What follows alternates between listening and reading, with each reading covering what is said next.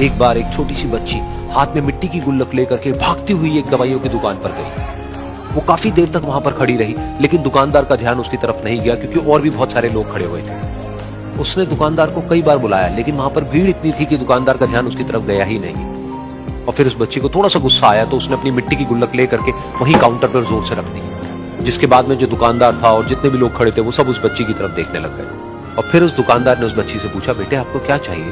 तो वो बड़े ही भोलेपन से बोली कि मुझे एक चमत्कार चाहिए। ये सुनकर के दुकानदार को कुछ समझ नहीं आया, ना ही वहां पर जो लोग थे उनको कुछ समझ में आया, और सब उसकी तरफ देखने लग गए। फिर दुकानदार ने बोला, बेटे चमत्कार तो यहाँ पर नहीं मिलता है। तो बच्ची को लगा कि वो उससे झूठ बोल रहा है, तो बच्ची ने कहा कि मेरी गुल्लक में बहुत पैसे हैं, आप बताओ आपको कितने पैसे चाहिए, लेकिन मैं आज यहाँ से चमत्कार लेकर के ही जाऊंगी। तो वहीं काउंटर पे एक और आदमी खड़ा था, उसने उस बच्ची से पूछा कि बेटे क्यों चाहिए तुमको चमत्कार? तब उस बच्ची ने अपनी कहानी बता दी कि अभी कुछ दिन पहले मेरे भाई के सर में बहुत तेज दर्द हुआ, तो मेरे पापा मम्मी उसको हॉस्पिटल ले गए। उसके बाद कई दिन तक मेरा भाई घर नहीं आया। तो मैंने कई बार अपने पापा से पूछा, लेकिन उन्होंने मुझे कुछ नहीं बताया। उन्होंने बार बार यही कहा कि वो आ जाएगा, वो कल आ जाएगा, वो कल आ जाएगा, लेकिन वो आ ही नहीं रहा था। तो मैंने देखा कि मम्मी रो रही है, और पापा मम्मी को कह रहे थे कि उसकी दवाइयों के लिए और उसके इलाज के लिए जितने पैसे चाहिए उतने मेरे पास में नहीं है, अब उसको कोई चमत्कार ही बचा सकता है।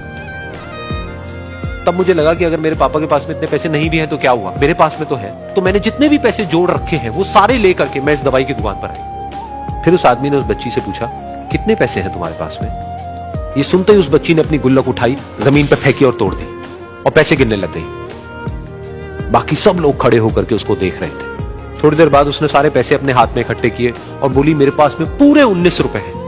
वो जो आदमी वहां पर खड़ा था वो थोड़ा सा मुस्कुराया और बोला कि अरे तुम्हारे पास में तो पूरे पैसे हैं, इतने का ही तो आता है चमत्कार। ये सुनकर के वो बच्ची बहुत खुश हो गई और बोली कि चलो मैं आपको अपने पापा से मिलवाती हूँ। बाद में पता लगा कि वो आदमी कोई आम आदमी नहीं था, बल्कि एक बहुत बड़ा न्यूरोसर्जन था, और उसने सिर्फ 19 रुपए में उसके भाई की सर्जरी करी, और कुछ ही दिन बाद वो ठीक होकर के घर वापस आ गया। फिर कुछ दिन बाद वो बच्ची, उसका भाई, उसके पापा, उसकी मम्मी चारों एक साथ बैठे हुए थे और बात कर रहे थे। तो उसकी मम्मी ने उसके पापा से पूछा कि अब तो बता दो ये चमत्कार आपने किया कैसे?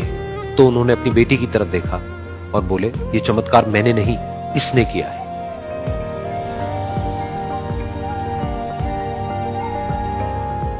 तो यहां पर एक बहुत बड़ी बात है जो हम उस छोटी सी बच्ची से सीख सकते हैं कि जिंदगी में कभी कभी ऐसा होता है कि हमको कोई रास्ता नजर नहीं आ रहा होता है और हम लोग हिम्मत हार जाते हैं। तब हमारे अंदर एक बच्चा होता है जो कोशिश करने से कभी भी पीछे नहीं हटता है। वो हार मानने को तैयार नहीं होता है क्योंकि उसको ना शब्द समझ नहीं आता है। वो बच्चा जिसके लिए कुछ भी नामुमकिन नहीं है, क्योंकि वो हर हाल में कोशिश करता ही रहता है।